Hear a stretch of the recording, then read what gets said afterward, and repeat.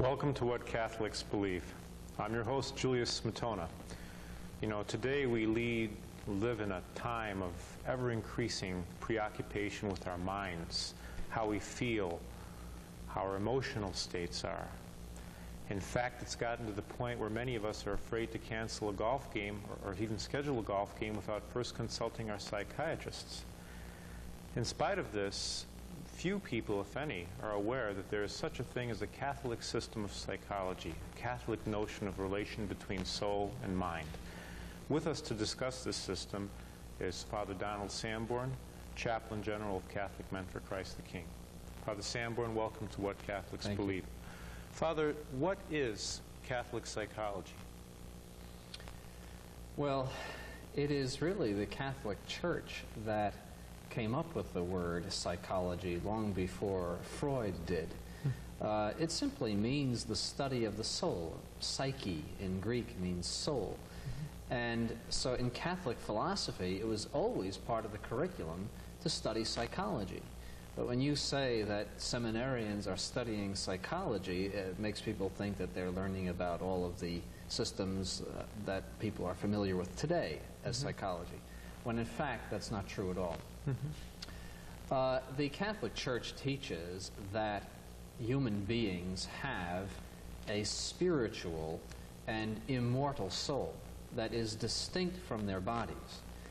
And modern psychology teaches, if not explicitly, and usually it does say it explicitly, but at least implicitly will say that human beings are animals, and that their reactions to things are the same as those of animals. How do we know that human beings have a soul? What kind of indication or justification could you give for such a claim?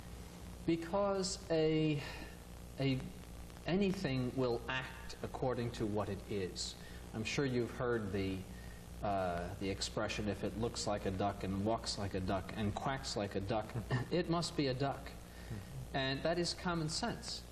A thing will act according to its nature. It will be what it is, not only in itself, but also in its operation. So we know that there is a spiritual soul in human beings because they have actions which are spiritual. I'll give you an example. Everyone in the whole world knows what justice is. Yet, you cannot point to any material thing that is justice. And people in Africa, people in Asia, people in North America, and in Europe all know what justice is. They all have a word for it. They all want it, even though they all have different individual experiences of what just acts are. And that is simply one example of the fact that the human mind knows spiritual realities. So this concept of justice is what philosophers, particularly Thomistic philosophers, would call a metaphysical idea, perhaps. Yes, it's an abstraction. You know the idea of the infinite, the idea of the necessary. Those things would be impossible for an animal to know. No animal has ever spoken to you or to me about what is necessary, what is infinite, has never thirsted for justice or asked for mercy. So you're saying these concepts or ideas imply the existence of a soul because they are perceived by a soul, or this is a... Yes, that it would be impossible for matter, which is impervious to things around it, to conceive of such things which are purely immaterial. It is also another proof of the spirituality of the soul is the human consciousness, that it is conscious of its own acts. It would be impossible for matter to reflect upon itself. The very basis of knowing something is an immaterial soul, because matter by nature must be acted upon in order to have some reaction. That is, that it cannot take in something that isn't itself. How then is this relationship between thought processes and soul? When we think about solving a concrete problem, is this our soul that is doing the thinking, or is this brain cells and chemical reactions which are bringing about this reasoning? Both. And that is the beauty of the Catholic psychology, is that it rests on the very solid Catholic principle that man is composed of body and soul. Two different things in him, two distinct things in him. The soul is not the body. But nonetheless, they come together and form one thing, which is the human being. And so, as a result, there is a very intimate interreaction between body and soul. Let me give you an example. When a pilot takes an airplane out, he is extremely reliant upon the good performance of that airplane in order to fly. If he could not take that airplane out, he could not fly. He must make sure that everything is working properly and all of its functions are correct. If it should fail, he will go down with it. So the human soul relies on the brain and the nervous system in general in order to carry on many of its functions. If the brain should be sleeping, if the brain should be dead, if the nervous system is not working properly, the soul is impaired in its functions because it relies on the body for its functions. However, the soul is not the body any more than the pilot is the airplane. The airplane could not fly without the pilot. And the principal action of the airplane is due to the pilot. The airplane would simply sit there and rot if the pilot did not take it out. What are some of the principal tenets, then, of Catholic psychology? What are some of the principal ideas we have, knowledge of ourselves? First, that the soul is a spiritual, immaterial, and immortal being. And it's part of us. It is created directly by God. It is not part of the generative process. All the parents do is provide a body for a soul to be infused by God. Those are very important fundamental principles. This soul has not within it any reason why it should stop existing. And furthermore, it is ordered to eternal ideas, eternal goods. It is not happy until it has truth and perfect good. Right? So that is a proof of its immortality. That must be considered in any consideration of psychology. The Catholic Church would absolutely reject any idea of psychology that would make human beings simply a glob of chemicals, and which would see thought and desire and other properly human and spiritual functions simply a highly organized form of chemistry in your brain. That is against Catholic teaching, and it is against even right reason. It seems that many of the principles of modern psychoanalysis, and not even the principles, but the practical results, are very much militate against Catholic teaching. For instance, an individual may have said to him that, well, you've got to quit repressing these desires. They're creating tension within you. And it may very well be that the Catholic Church says you have to repress these desires. They're evil. What is this relationship? I mean, what then we are told that, oh, but this is as a result of a very faulty understanding of the human mind. That's why they said this. They didn't understand. What's the reaction to this kind of a crisis many people find themselves in when they're told that they have to act in a certain way and ignore what? Well, there's first of all, it's an implicit denial of free will. The Catholic Church has always been a staunch defender of free will. That a human being is free to choose for himself the goods that are put in front of him, and that no one can do violence to that free will.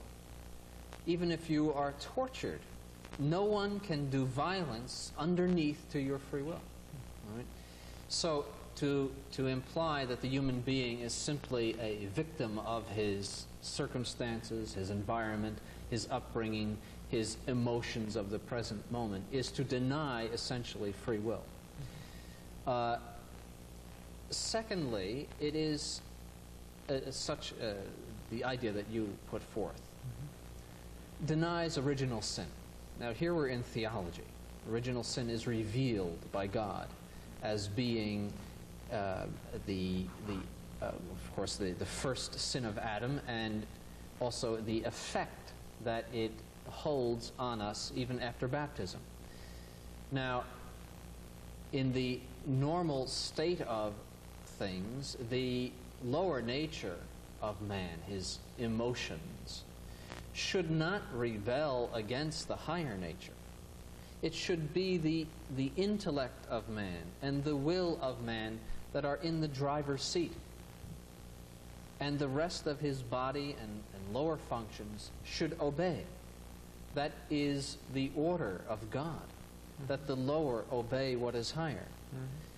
And it is obvious that the highest function that a man can perform is his knowledge of truth, and next to that is his pursuit of the good. And so God has put in man these faculties to know what is true and to love what is good. Everything else in him, all the way down to his little finger, must follow the truth and the good. Okay?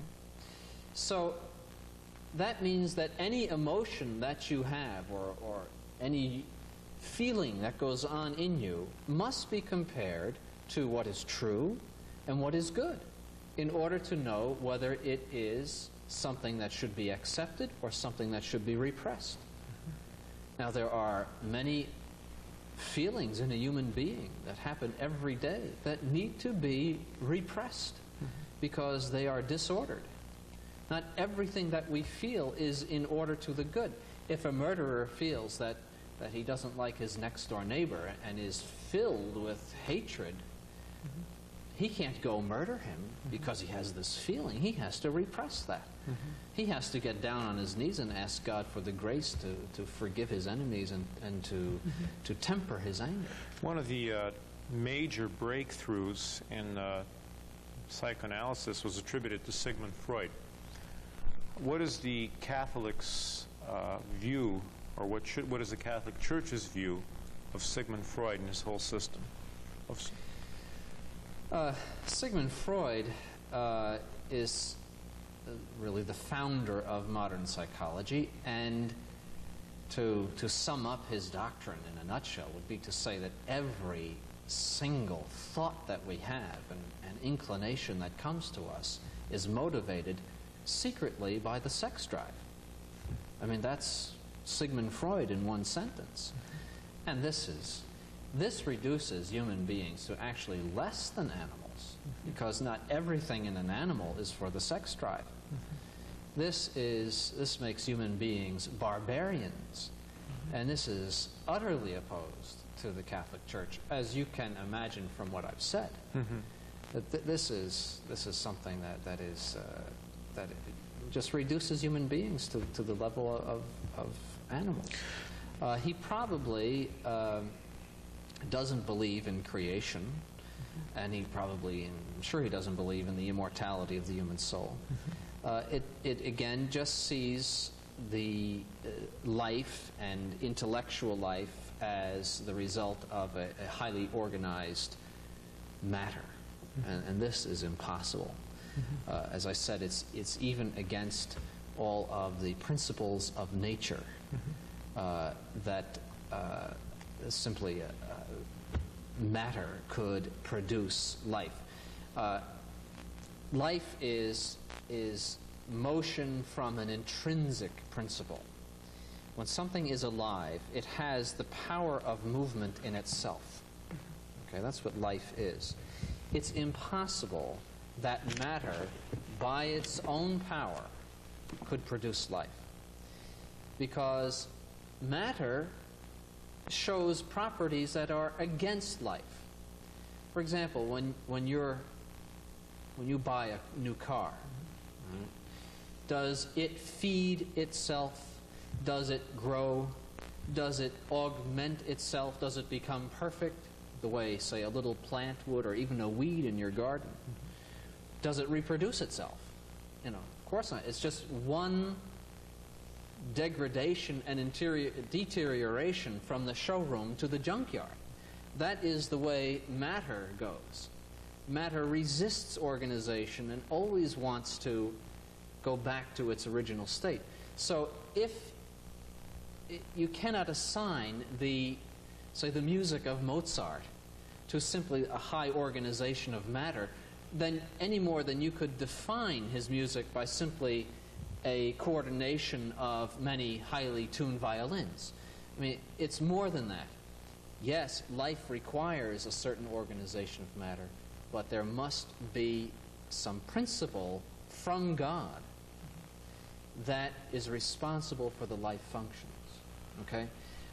And that is, again, the whole response to Freud and to any modern psychologist who would in any way simply assign a material function to the life processes. Now, it's interesting that you mentioned this about Freud. The well-known Catholic psychologist Carl Jung was a student of Sigmund Freud, and I'd like you to react to a statement he made which doesn't seem to, how should I say, jive with Freud's basic hypothesis. He said, more or less, all mental disorders are disorders of religion. Could you react to that? Yes, that's not true. There are true psychoses based on what I said about the brain. The brain is a very important instrument of the soul. And with the union of body and soul in this state of life, that is before death, it is impossible for the soul to carry on its intellectual functions without the brain.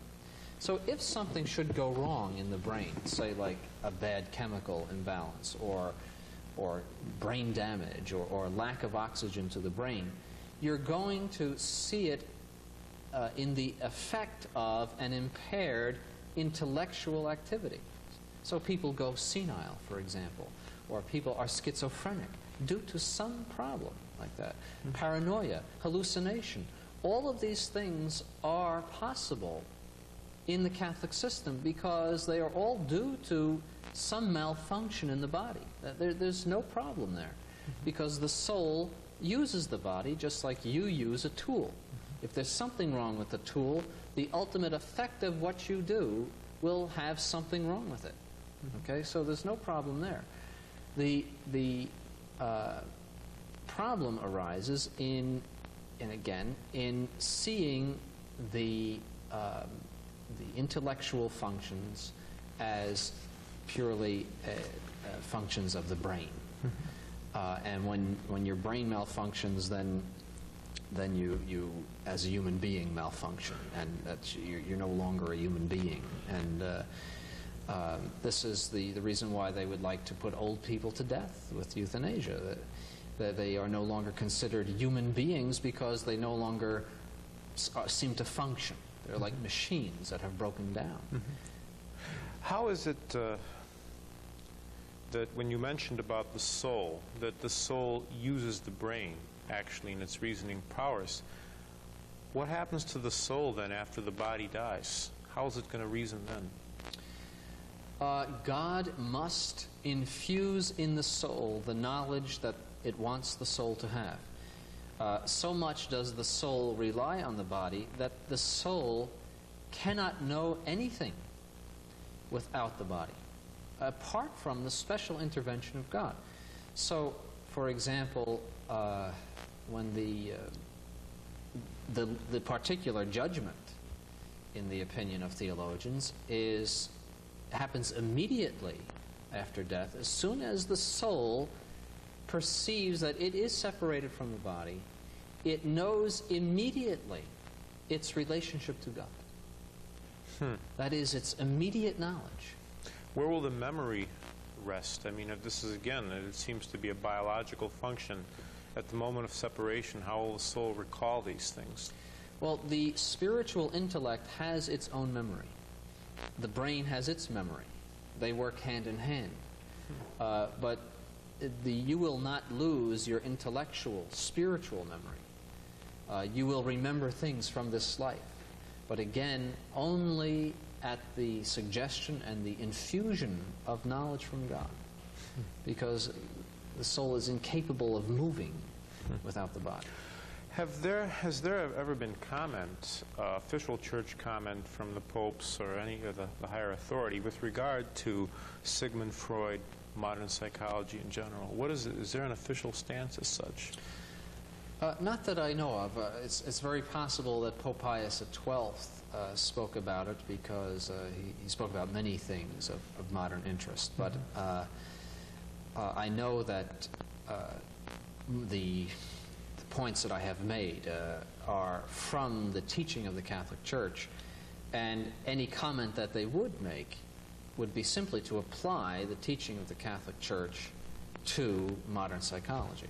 That it will not tolerate any kind of treatment of the human being as being devoid of free will, or simply being a victim, an unconscious or unwilling victim of his emotions.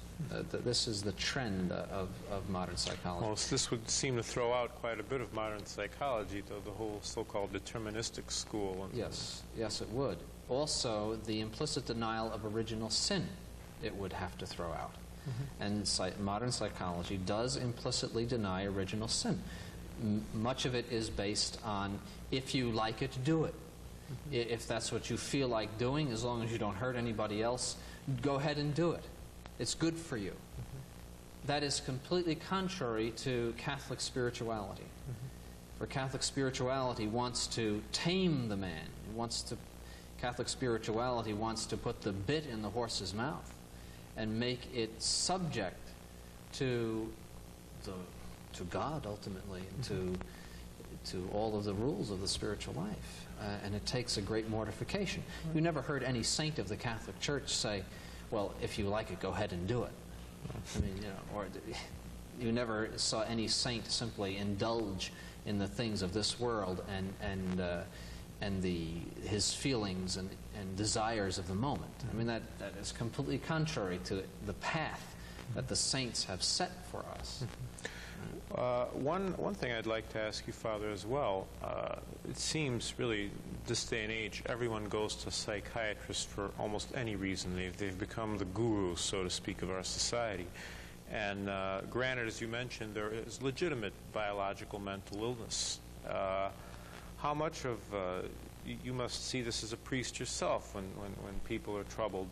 What is your feelings on this very easy use of psychiatrist if one feels depressed or one feels guilty, and so on and so forth? Psychiatrists are like the priests of the modern age.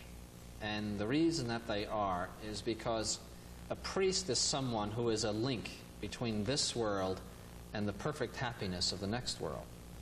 But if your perfect happiness is here, if you believe in this world, and you think that you are going to die like an animal dies on the side of the road, never to know or think anything else, right? Then you must achieve your happiness in this world. And you must sacrifice everything to achieve it. And therefore the psychiatrist takes on a great interest for a person who is so convinced about this world, because the psychiatrist will give him the words of wisdom to solve his problems.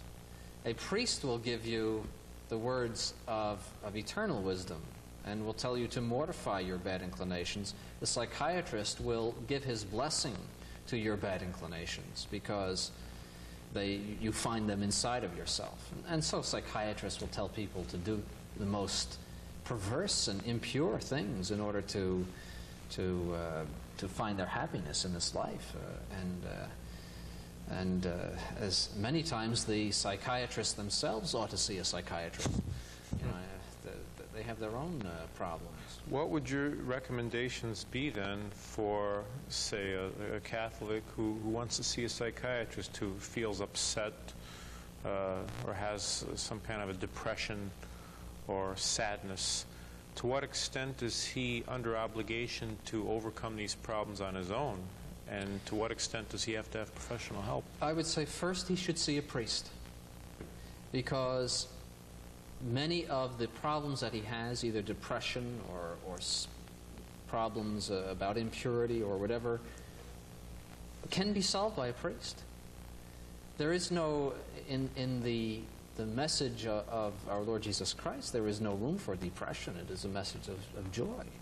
And he needs to straighten out his spiritual life. You know, I can remember even reading Catholics' examination of consciences that it is considered a sin to give in to sadness. In closing, could you maybe just explain that briefly? Why is it? What do we mean by this? It's not a sin to be sad. Our Lord was sad in the agony of the garden. Many other times he wept over Jerusalem. But it's a sin to give in to sadness. That is the beginnings of despair, as if there will never be joy, as if we are condemned to constant sadness. That is depression, and that is something incompatible with the spiritual life. Father Sanborn, thank you very much for